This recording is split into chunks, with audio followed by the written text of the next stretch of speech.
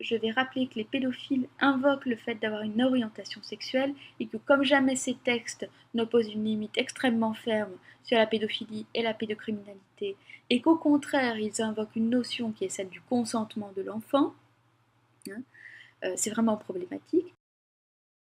Un autre passage, toute personne a le droit de s'engager librement et avec son plein consentement dans le mariage ou dans toute autre modalité de couple civil disponible à tout un chacun dans un contexte non discriminatoire et en tenant pleinement compte des capacités évolutives de l'enfant. L'enfant a donc un consentement et il peut se marier.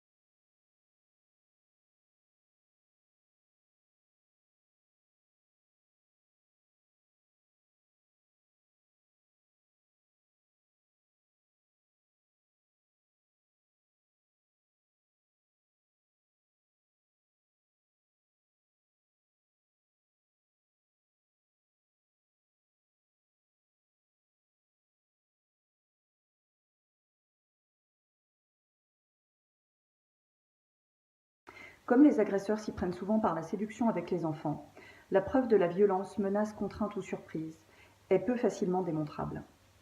Même chose lorsque l'agresseur fait partie de la famille. Son statut et son autorité lui suffisent à obtenir ce qu'il veut de l'enfant. C'est pourquoi le législateur a créé l'atteinte sexuelle, soit l'acte sexuel avec ou sans pénétration, sans menace, violence, contrainte ou surprise, ou autrement dit, avec le consentement de l'enfant. Rien ne change par rapport à la loi d'aujourd'hui qui considère qu'un enfant est capable de dire non à un agresseur, ou pire, qu'il est capable de dire oui. De toute façon, dans cette confusion, cette notion de citoyenneté, l'enfant est responsable aussi dans le texte, hein, il est dit responsable. Il y a les standards, donc je touche sa matrice, entre 0 et 4 ans, module, parce qu'il y a des modules, hein, sexualité, santé, bien-être. On va lui enseigner les bonnes et mauvaises expériences de son corps. Qu'est-ce qui provoque un bon ressenti, bonne sensation.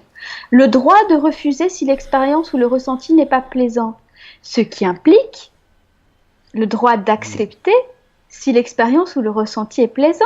Parce qu'on va enseigner la sexualité aux enfants et comme si on allait leur apprendre à dire non, comme si un enfant était en capacité de dire non, ce qui est un déni d'enfance, encore une fois, parce que s'il est en capacité de dire non, ce qu'il est en capacité de dire oui, donc il a un consentement, et c'est quand même gravement problématique, eh bien, ne font pas la relation avec Kinsey et Siecus alors qu'elle est, je veux dire, on ne peut pas faire plus visible, hein, et du moment qu'il n'y a pas une contrainte visible qui s'exerce sur l'enfant. Or, on sait très bien que l'enfant est extrêmement manipulable. Deuxièmement, on sait très bien que, indépendamment de la question de il est manipulable ou pas, de toute façon, il n'a pas de consentement éclairé puisqu'il c'est un enfant, donc il ne peut pas être consentant à une sexualité.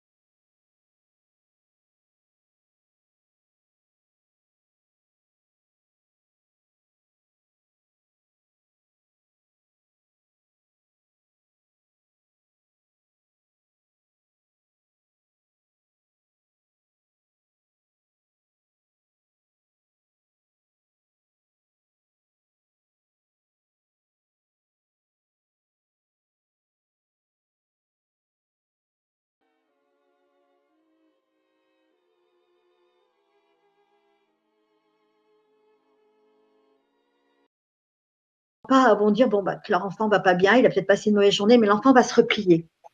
Les symptômes après massifs d'enfants qui ont la chance de pouvoir parler, je pense, dans leur famille et qui peuvent s'exprimer, eux, sont sortis en pleurant, première réaction en pleurant, en disant « Maman, on m'a parlé de ça », alors en l'occurrence en 6e, du toucher vaginal dans le détail. « Maman, mais qu'est-ce que c'est?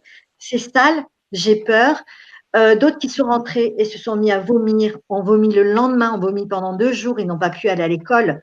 Ils veulent y retourner parce qu'ils vont retrouver les copains et les copines, mais malgré tout, ils n'ont pas pu y aller. Ouais. J'ai proposé aux parents de les emmener chez le médecin et notamment une petite jeune fille de seconde a dit à sa mère « Je ne veux pas aller chez le docteur, je ne veux pas en parler, je ne veux plus en parler ». Et puis, trouble du sommeil ou alors sommeil agité avec cauchemar. D'accord. Et on a vraiment figures-là, qui pour moi sont des symptômes très très graves. Les Qui conséquences montrent l'atteinte. sur La l'adulte, conséquence sur l'adulte, c'est déjà cette atteinte à sa vie intime, c'est comment il peut construire son désir. Parce que quand on est intrus comme ça, on ne peut pas se construire dans le désir. Ce sont des comportements antisociaux. Ariane l'a expliqué avec Freud, hein, qui dit que l'enfant devient pervers polymorphe s'il a été soumis à une séduction précoce et malsaines, sont aussi toute la panoplie, boulimie, anorexie, tous les symptômes graves qui montrent que le développement est entravé, le développement de l'enfant est entravé. Mais du coup, on retrouve aussi beaucoup de conséquences qu'on retrouverait chez des victimes de viol et c'est assez impressionnant ce que vous dites. L'agression, voilà.